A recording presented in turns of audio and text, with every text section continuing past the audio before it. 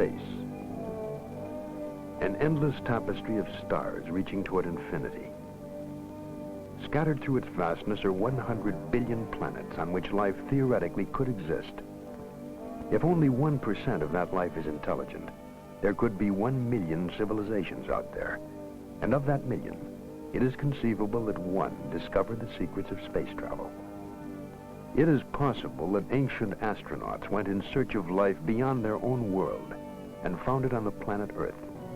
The existence of other intelligent beings in the universe intrigues the men of tomorrow's science, the exobiologists, students of life in outer space. Dr. Harold P. Klein of NASA's Ames Research Center. The knowledge that this kind of life that we know of in this planet is not the only one will have very profound influence, whether that other life is more advanced or less advanced than we are. The very knowledge that life can originate spontaneously will have, I believe, very profound effects on the thinking of man in terms of what he is and what his role is in the universe. Now, it has been suggested by other people that maybe life on Earth was brought here by a visitor from another planet. Dr. James Lawless. While this possibility is remote, it certainly can't be excluded on the basis of the results which we have found. If ancient astronauts did land here, what effect would they have had upon early Earthmen? Perhaps they were worshipped, feared, loved. Perhaps they brought gifts, a new world of knowledge, or simply the principle of the lever. If we accept the premise that beings from another civilization visited here ages ago, then some of the mysteries of our past take on a new and startling light.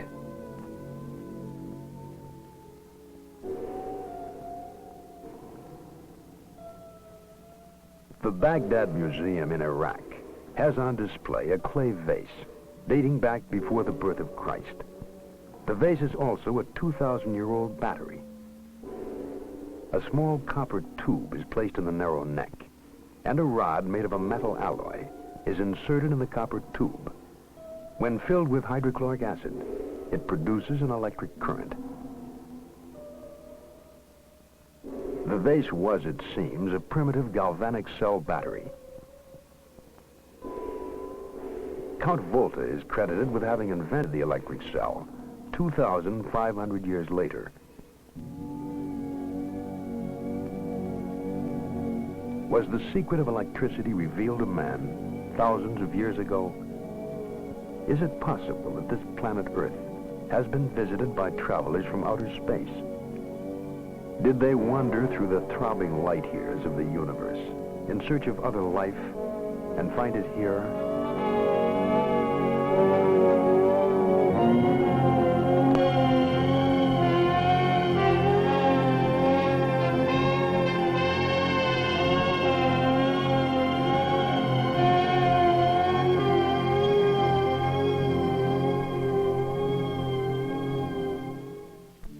There are places on this planet where life exists almost unchanged since antiquity.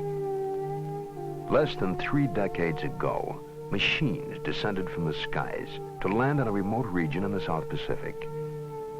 The primitive inhabitants were puzzled and frightened by the invasion. The visitors were light-skinned creatures who didn't hunt or fish, yet never lacked food. They came from heaven. They had to be gods. They were, in fact, American servicemen, sent to construct airfields and military installations during the Second World War. When the war was over, they went home, back into the skies. The natives began making straw and bamboo fetishes resembling airplanes. To this day, they scan the heavens day and night, watching and waiting for the return.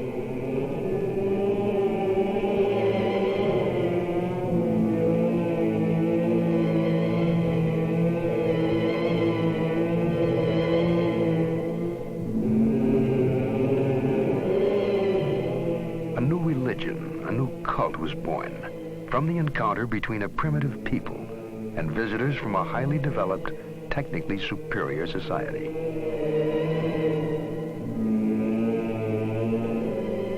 All men were at one time primitive. It is possible to imagine that our own forebears may well have reacted in the same way to visitors from outer space.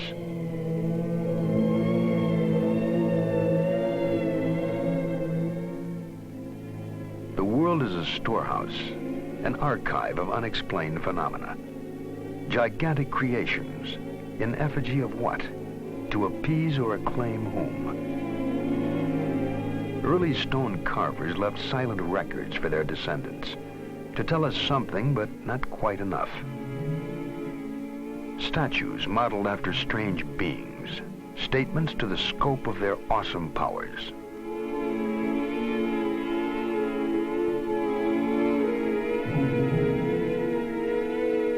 Folk legend surrounds their origin. Strange stories of gods who appeared riding across the skies in flaming chariots of light. Whole civilizations were structured around these gods. Civilizations which at one time flourished and then mysteriously disappeared. Only stone relics survive to give mute testimony to their time. Their true history has been the cause of much scientific inquiry and romantic speculation.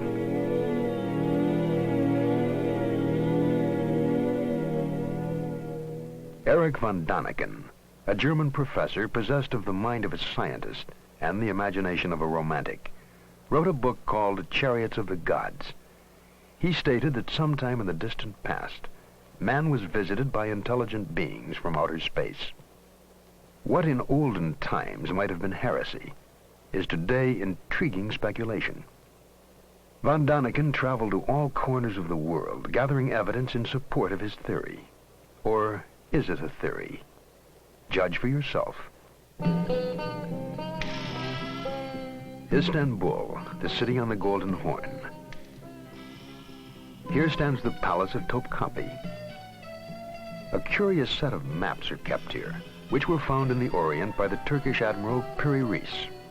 The oldest of these maps dates back to approximately the 1st century A.D. They are most likely copies of still earlier maps. As astronauts high above Cairo, we would view the Earth in the configuration seen on the old maps. The outlines of the modern maps are the same as the pattern visible on the Piri Reis charts. Another map in the collection shows a region which is still largely unexplored, the Antarctic. The existence of Antarctica as a continent was only established in the 19th century, and it wasn't even explored until 1911 by a Norwegian, Roald Amundsen. The map dates from 1532, a time when the techniques and basic equipment were unavailable to determine longitude. The question lingers. What was the source of information?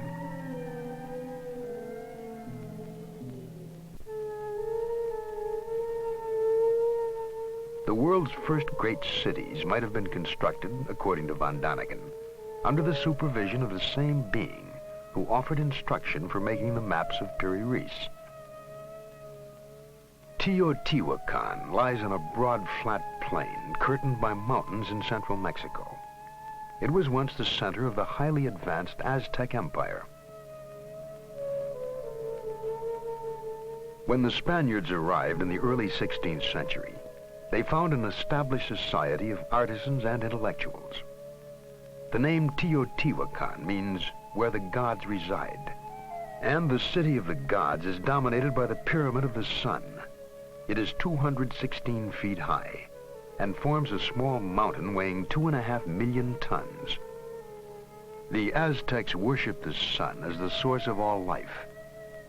They offered human sacrifices to the sun god atop stone pyramids marked with glyphics, vague symbols relating the history of an ancient people. Archaeology seeks answers to questions about man's past by digging through what he has left behind. Here they uncovered a chain of riddles which stretches across the expanse of modern Mexico. A mile to the south, is the temple of Quetzalcoatl. Legend tells us that he was a light-skinned, bearded man who came from the stars. Supposedly, he taught men law, the arts, and the cultivation of corn. The head of a great feathered serpent represents the god Quetzalcoatl. When Quetzalcoatl finished his mission on Earth, he departed to his native star, promising to come back someday. It is a pervasive part of mythology that gods fly to the stars with a pledge to return. The strain runs through all folklore.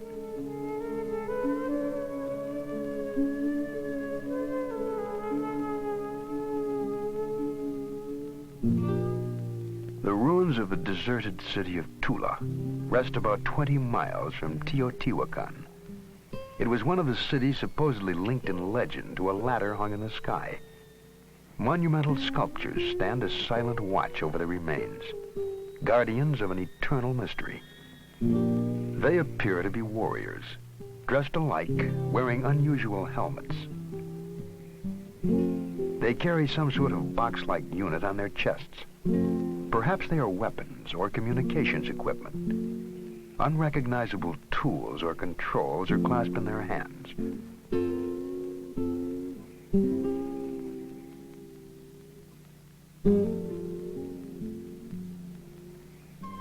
The nearby sacred well of Cenote forms a perfectly round crater in the rock. It is unlikely that it could have been formed naturally or by human excavation.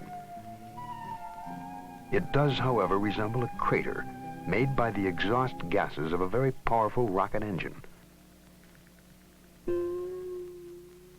To the east of Cenote is the ancient Mayan city of Chichen Itza. About 600 A.D., the entire Mayan population fled northward. There is no trace of war, plague, or famine to account for the move. Outstanding astronomers, Mayans calendared the year by constructing a central pyramid with 365 steps. They also developed a formula to predict eclipses without ever knowing about the revolution of the Earth, Moon, and Sun. There is no way of telling how they discovered these secrets, but von Daniken believes that some ancient astronaut may have told them of the solar system in which they lived. A stone relief portrays a god in a helmet with projections resembling antennae. The Mayans named their patron Kukulkan. In every 6,000 years, the Mayan calendar is off by only one day. Such was the gift of Kukulkan.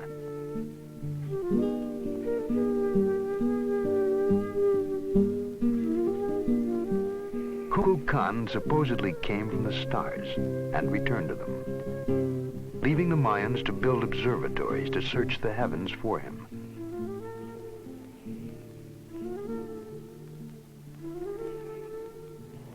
Perhaps with our modern observatories and telescopes, we are still searching for Kukulkan and Quetzalcoatl, who deserted to ancient skies. Modern science examines the heavens in search of information. Data, according to Dr. Werner von Braun, that gives us perspective on our own brief existence in the firmament. I think it is important to remember that distant stars are not only far away from us in terms of miles, but life on other planets can also be very far away from us in terms of time. The Earth is believed to be approximately 5 billion years old, and if you condense mentally these 5 billion years into 1 year, then the presence of men on this Earth would be about 1 minute out of that 1 year, and the period since man understood radio and was capable of effectively communicating with heavenly bodies outside of the Earth would only be approximately 1 second out of that year. So if you want to communicate with another heavenly body and intelligent life thereon, you have to reach that other heavenly body also at a time when these people have invented the radio and know how to operate it and to have their receivers going, so to speak. But we had no receivers going, even a mere 50 years ago. We were too busy with the steam engine and the biplane. Dr. Harold Klein.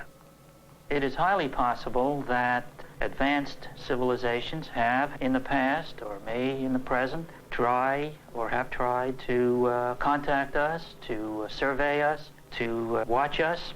We cannot rule that out. We have no indications of that. It may be equally possible that a really intelligent society has watched us for some time, has looked us over and decided, based on our activities, that this planet is beneath their dignity, so to speak, and is simply not worth bothering with. Quite possibly we were too backward to bother with, but we have come a long way in a short time, and we are prepared to reach out into the universe. Writer and sociologist Eric Hoffer suggests a reason for our return to space. He wrote, "I always felt that man is a stranger on this planet, a total stranger. I always played with the fancy, maybe a contagion from outer space is the seed of man. Hence our prior occupation with heaven, with the sky, with the stars, the gods, somewhere out there in outer space. It is a kind of homing impulse. We are drawn to where we came from."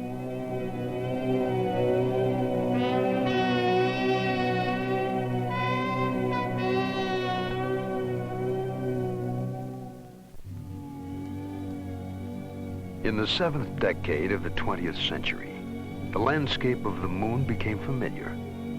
Man went to the moon on his first mission in search of life. With him, he had to take his own life support system. He was encased in a portable environment, susceptible to deadly radiation.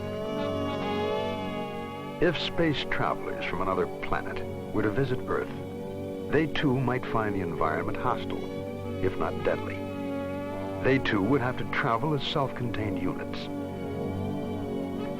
But whatever their basic forms, in appearance they may have resembled modern astronauts. On a rocky ledge in the Sahara Desert is a drawing estimated to have been painted there over 15,000 years ago. If not an astronaut, then what is this floating apparition?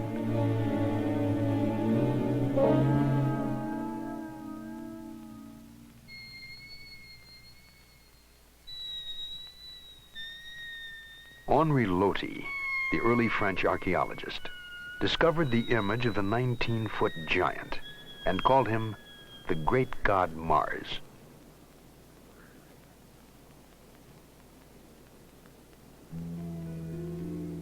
Across the Mediterranean, at Valcominica, near Brescia, Italy, rock paintings have tried to tell their story since before recorded time.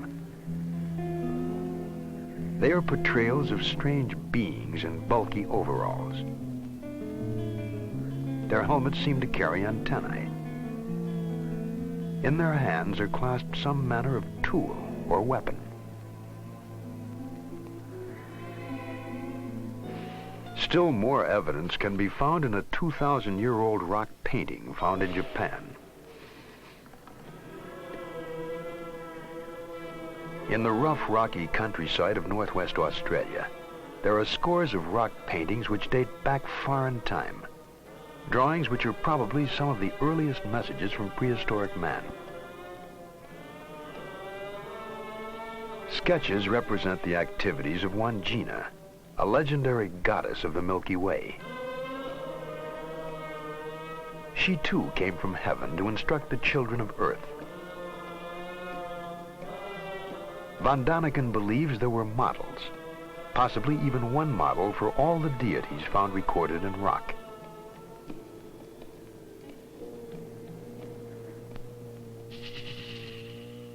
The mysteries of the past manifest themselves on all continents. Within the depths of a temple in the ancient Mayan city of Palenque in Central America, Von Daniken came upon a stone relief of what is apparently a man, seated in a capsule, watching something intently.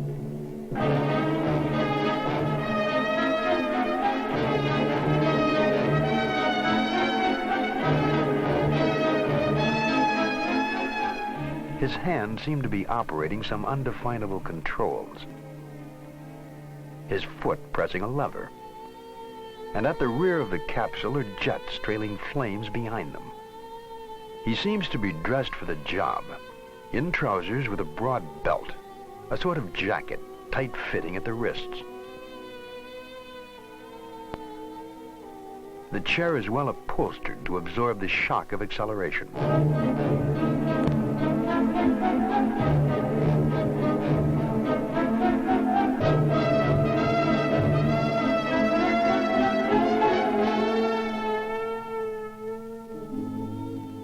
Mayan legend says that he represents their space-traveling god, Kukulkan, the winged god of Palenque. He was carved sometime in the 7th century. The possibility haunts us that this figure was the artist's rendering of the ancient astronauts who inspired the Mayan culture. The church of the monastery of Desanay was decorated with mysterious frescoes some 500 years ago. The monastery is hidden away in the peaceful countryside of southern Yugoslavia.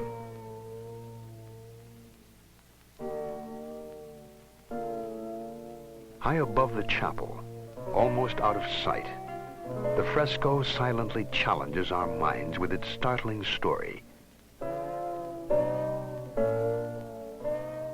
It depicts what may have been the first air battle to be witnessed by man, almost 500 years before the known discovery of flight.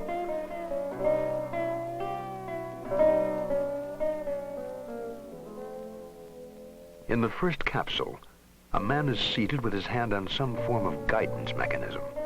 He appears to be racing across the sky in an attempt to escape from a pursuing ship. We can easily imagine jets at the rear of these aerodynamic forms. On the earth below them, people cower in fear as this air battle wages in the skies. If not an astronaut, then what reality might have inspired the frescoes of Desanay?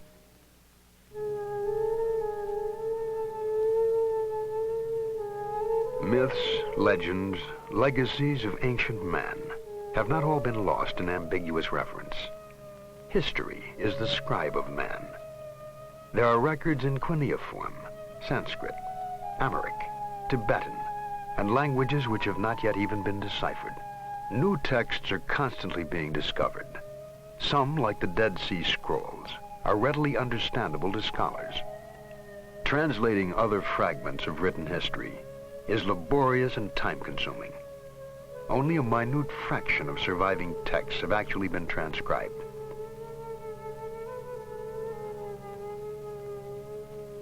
Accounts of godlike visitors abound. For example, in the books of the Tibetan Kanchur. The Kanchur consists of over 1,000 volumes containing the holy texts of Lamaism. Their secret code is the most complex ever devised. To date, only 1/100th of the Kanchur has been deciphered. The resulting translations are full of references to gods appearing in the sky, of the luminous pearls and transparent spheres in which they lived. Once the books have been further deciphered, they may well yield much more information about mysterious space visitors.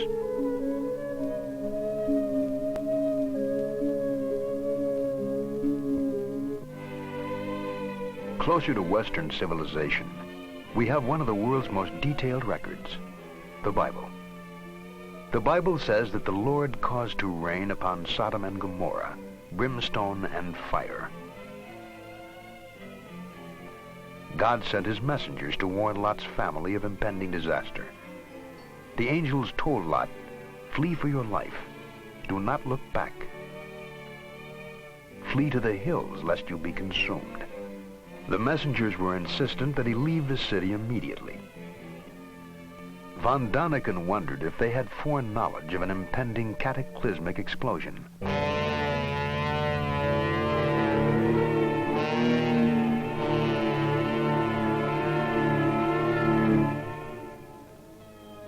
It appears certain that Sodom and Gomorrah were leveled, laid waste at a single stroke. All traces of the communities have disappeared. So complete was the destruction. The report of the catastrophe ends. Then he looked down and beheld, and lo, the land went up like the smoke of a furnace.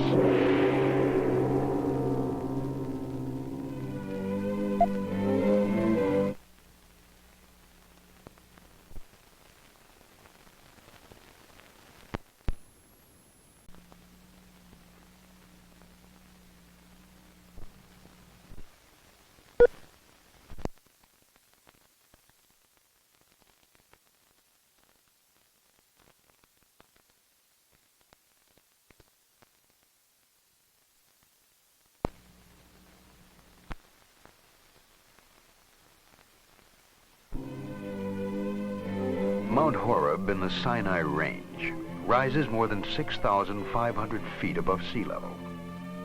Here Moses received the Ten Commandments. Here, too, he was given the blueprints for the Ark of the Covenant.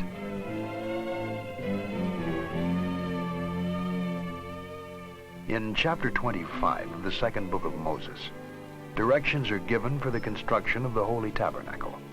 And they shall make an ark of acacia wood, and you shall overlay it with pure gold within and without shall you overlay it.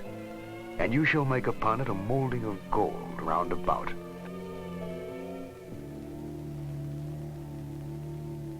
Moses was to provide special shoes and clothing, which would properly insulate his workmen.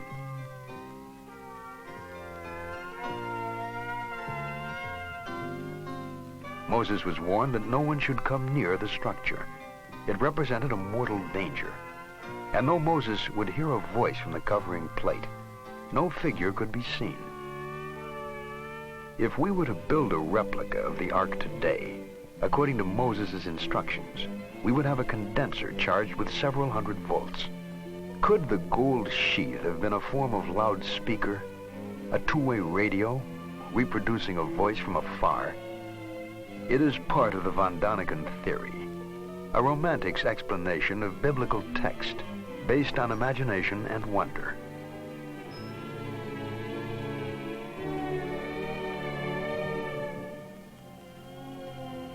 In the fragmentary histories from the Bible to the scripts of Babylon, there are tantalizing views of Earth, seen from the distance, seen from space, seen by whom? Was it the vision of ancient astronauts communicated to the primitive population of a still young planet Earth?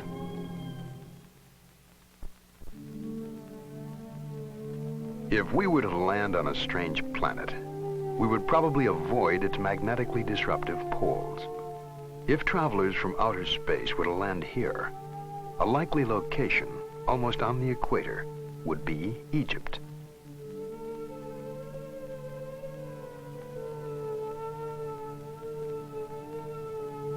The pyramids, eternal mysteries in themselves, provide additional evidence to support the premise that Earth was visited by ancient astronauts. The Great Pyramid rises to a height of 477 feet. 2,300,000 stone blocks, each a crushing 2.5 tons, each perfectly fitting, climbed toward the sky. The stones were transported from the Makadam Mountains on the far side of the Nile. 20,000 workmen, hauling 10 blocks a day, would need 640 years, more than 30 generations, to build one pyramid. To some, the massive structures were not designed as tombs for the pharaohs, but are in reality vast astronomical calculators. Passageways, for example, from the interior, point directly at the North Star, the way back to the heavens. If we multiply the height of the pyramid by 1 billion, it equals almost exactly the distance from the Earth to the Sun. At the end of the 16th century, the Dutch mathematician Ludolf arrived at the figure pi, by which one can determine the circumference of a circle. If we divide the perimeter of the base of the pyramid by twice the height, we get exactly the figure pi, which Ludolf only found 4,000 years later. All the evidence leads von Daniken to conclude that the pyramid is linked to the arrival of visitors from outer space, and that they may have used it as a marking place, a map reference for navigation.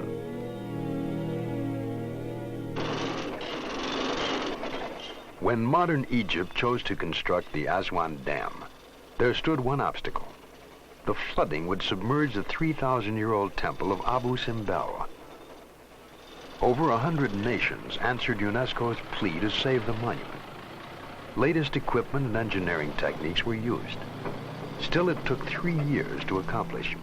Because centuries were needed for the original builders to create the temples, it is probable they honor no single pharaoh.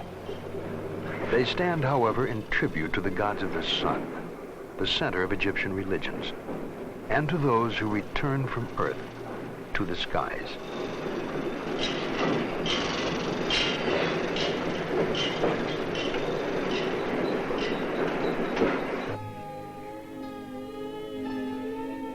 The Salisbury Plain lies along the Wales border. A large mound rises ominously from the level expanse. The legend surrounding it suggests that it was a place of burial, not unlike the pyramids of Egypt. Close by stands Stonehenge, rock formations strewn about like so many toy blocks. It is believed to have been built 2,000 years ago. According to legend, Merlin, the magician of King Arthur's court, transported the huge slabs by magical incantations from what is now Scotland. Recent studies have employed computers to measure the distances and placements of the stones. These findings prove to some extent that Stonehenge served as a giant calendar and observatory. By visually lining up specific points, an almost exact calculation can be made as to the movement of the stars and planets. Even with computers, it has taken us years to arrive at these figures. 2,000 years ago, this area of England was inhabited only by primitive tribal people. Some still believe that Stonehenge is a temple built by the ancient Druids, the priests of the pagan Celts, and was the site of witches' conclaves and human sacrifice. The Druids still exist and continue to conduct their religious services on this site. It has been suggested that the Druids may not have built this place, but simply taken it over as their shrine. If so, then there is no trace of who might have built and left it behind. Tribes that vanished, whole civilizations that disappeared. It has happened too many times to be coincidence.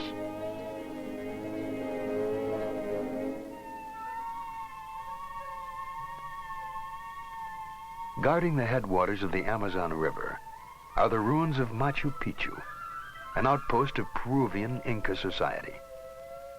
Some archaeologists suggest that the Incas found they could not extend their empire into the treacherous Amazon jungle, and so here they stopped, and here they died.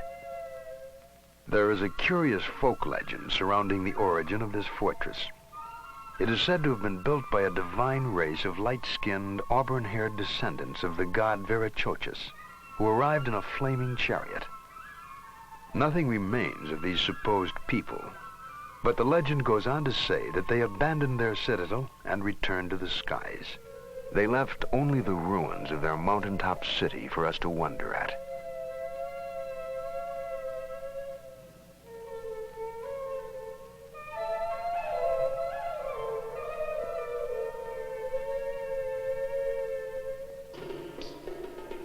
The construction of defensive citadels was common to many tribal communities.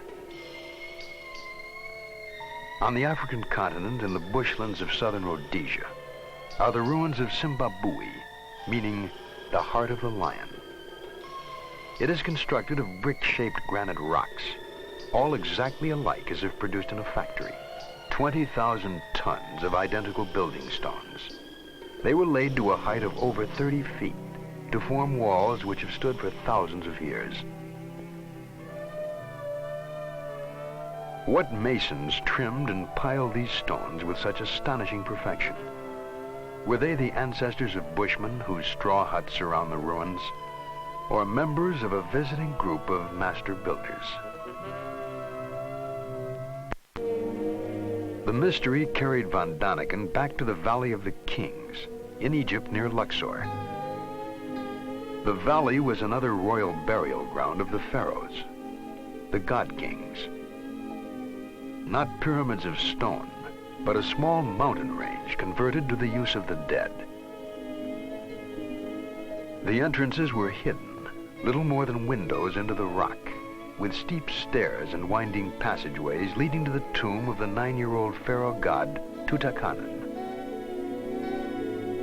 The crypt is hollowed directly out of stone, and incredibly intricate murals decorate the walls and ceilings. Archaeologists have carefully studied the markings and meanings, but Von Daniken points out one interesting fact. They could not have been painted by firelight. The ceilings show no trace of soot, and so no torches or oil lamps were used. What then was the light source? Markings found in this and other tombs are portraits of the god Osiris. Osiris played an important role in Egyptian religious belief. After giving knowledge to the world, he left the earth and exists in the heavens. Each dead pharaoh, the kings of earth, joined the spirit of Osiris in the heavens. Their mummified remains were prepared for the journey.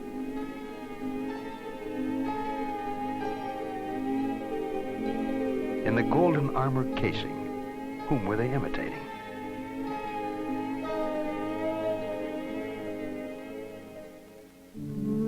Outside the cave crypt stand the remains of the ancient mortuary, the temple of Amenhotep III. Here the Egyptian priests preserve the remains of their rulers.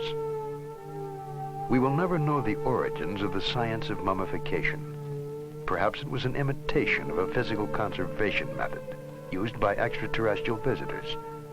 The secrets died along with the mortuary during the great earthquake in the year 27 BC.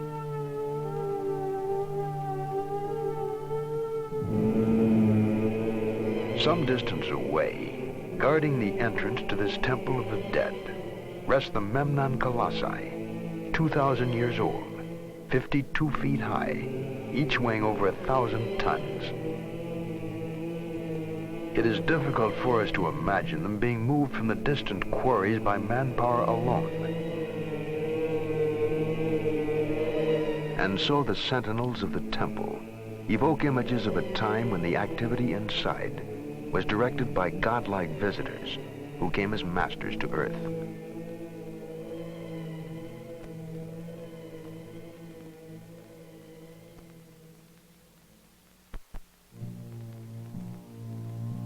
The Sphinx, symbol of the riddle, the eternal enigma.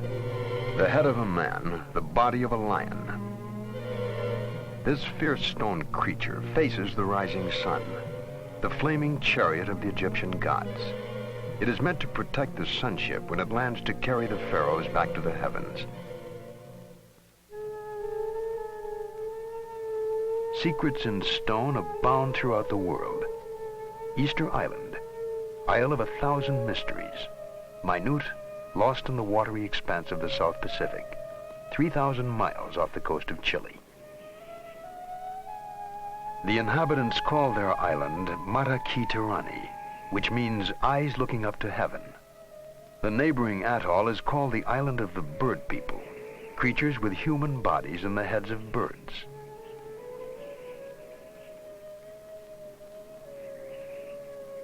Von Daniken suggests that these bird heads could also be helmets equipped with a type of mask.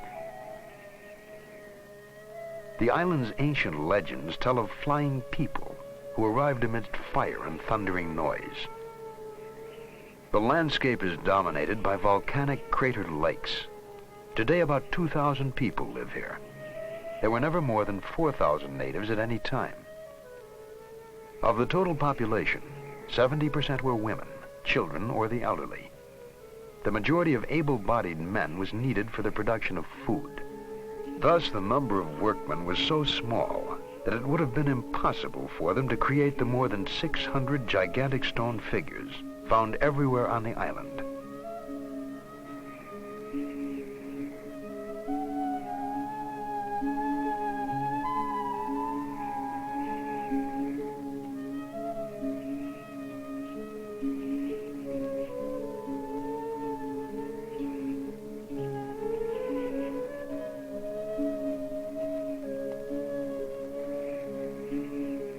Many of the stone gods stand 65 feet high and weigh nearly 400 tons. Most of the sculptures are but partly exposed. Only excavation reveals their true size. The figures are all the same, an unusual type of human wearing the same haughty, taciturn expression.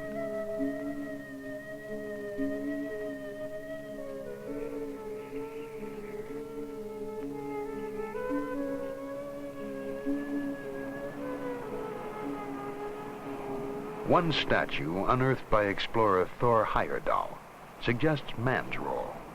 Unlike the others, it has a rounded head and is kneeling.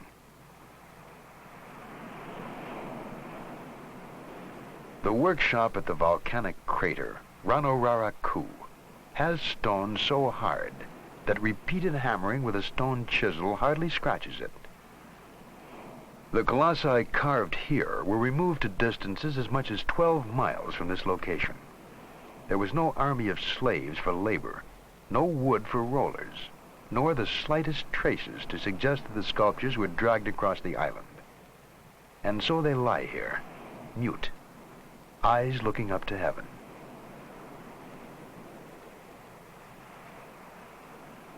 Easter Island might have been the key to many mysteries. When it was first discovered, a group of wooden tablets covered with hieroglyphics were found. But zealous missionaries burned them, sealing the secrets of the monoliths. So we must look elsewhere for explanations. The legends of Easter Island claim that the stone giants moved themselves with the help of mana, a mysterious force which only 2 priests could invoke, and that one day the priest disappeared, and so did the mana. What was mana? Von Daniken wondered if there were strangers from other planets possessed of extraordinary powers. Did they have the ability to defy the laws of gravity? To this day, Easter Island exerts an unusually strong magnetism. The report of a French expedition in 1964 ends as follows. Since there are inexplicable magnetic forces and unusual geological phenomena on Easter Island, one cannot exclude the possibility of extraterrestrial contacts.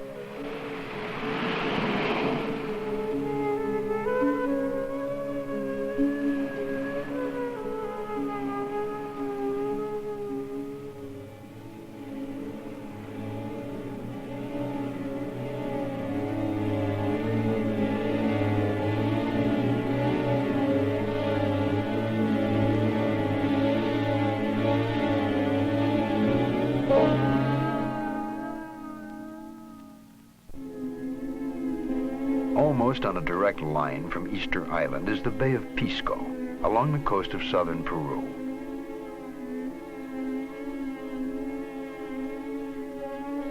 From the ground, there is what appear to be a meaningless set of lines. But from a high altitude, they form a trident 300 feet long, pointing the way inland. Pointing the way to what?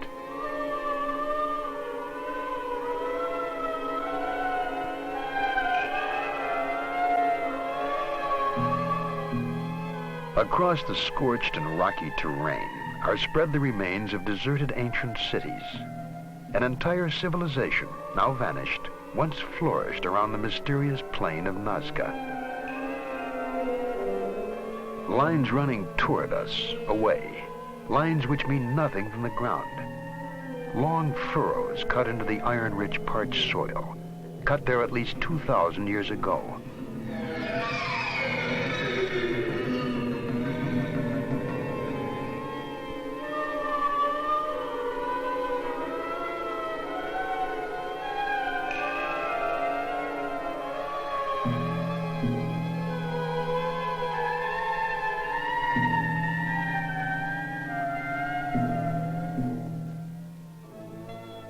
From a great height, from an aircraft for instance, the lines fall into focus.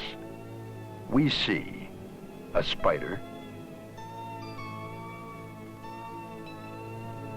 an eagle,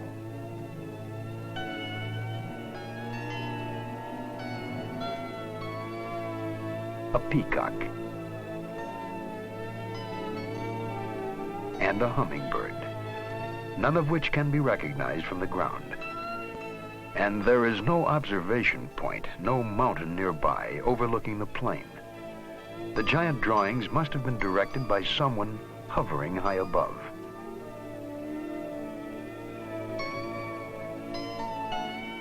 Straight as arrows, one huge geometric puzzle. Some lines parallel, some intersecting, starting nowhere and ending nowhere.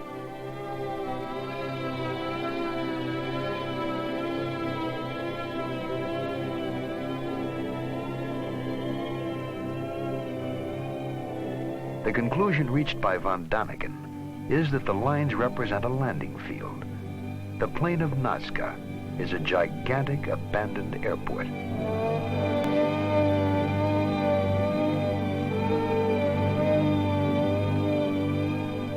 Landing strips, roads, and flattened beds that resemble rocket launch ramps were cut into the plateau.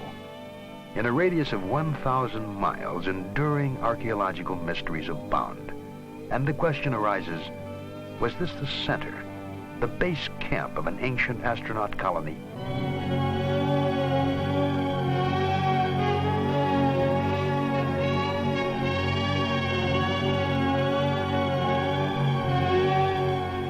Around the world, we have seen carvings in Japan, Egypt, Australia, Yugoslavia, and all bear a striking resemblance to the carvings at Nazca.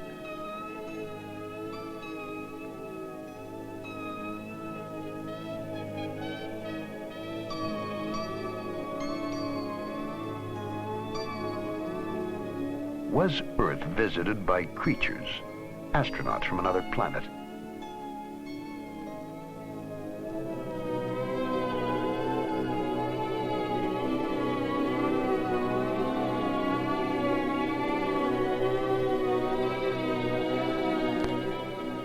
We have only fragments, starlit night, and allow yourself the freedom to wonder.